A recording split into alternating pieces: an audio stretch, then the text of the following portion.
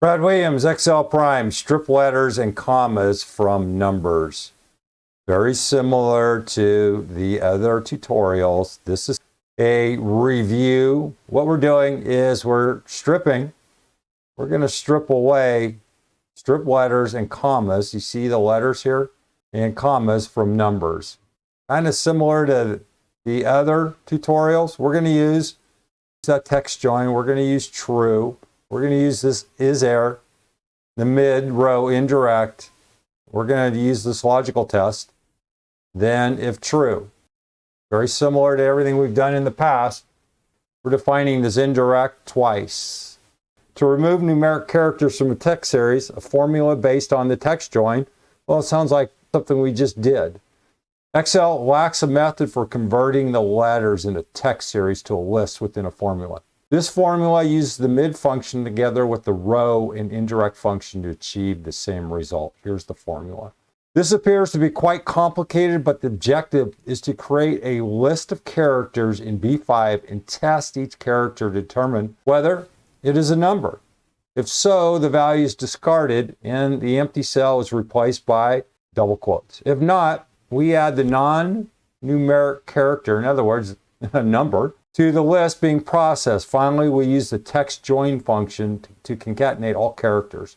Using the mid function, the text in cell B5 is pulled character by character. The key element is the row and indirect data.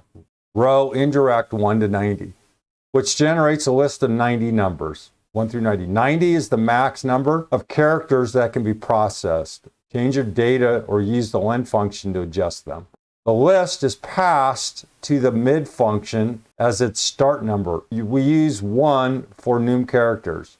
The mid function returns the following list. A, and you can see this string here.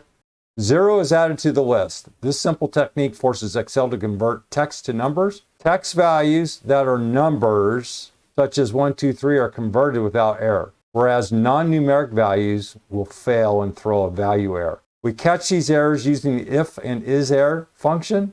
When an error occurs, we acknowledge that we have a non-numeric character, so we add it to the list using another mid function. If there is no error, we know we have a number, so an empty cell is inserted. As the text1 argument, the final list result is passed to the text join. We use an empty cell as the delimiter, and we set ignore empty to true. Text join then concatenates all non-empty list values and returns the results. Instead of hard-coding a number such as 90 to indirect, you can use the len function to create a list containing actual numbers. All right, you can use this len function. Len returns the number of characters in the cell, which is substituted for 90. This allows the formula to automatically scale. So in other words, if this data here was longer than 90 characters, you'd want to use this len technique. And then white space, when stripping numeric characters, extra space characters may be left behind. Use the trim function, and then the preceding row plus indirect data is replaced by the sequence function. Text join true is error mid sequence len B5 mid. And then we could also throw in the let function, but that's a whole different topic. Anyway, work with this. This is sort of a review.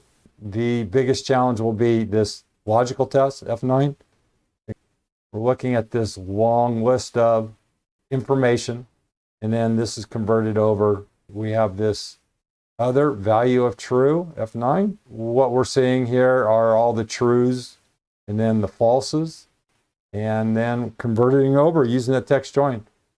Brad Williams, Excel Prime.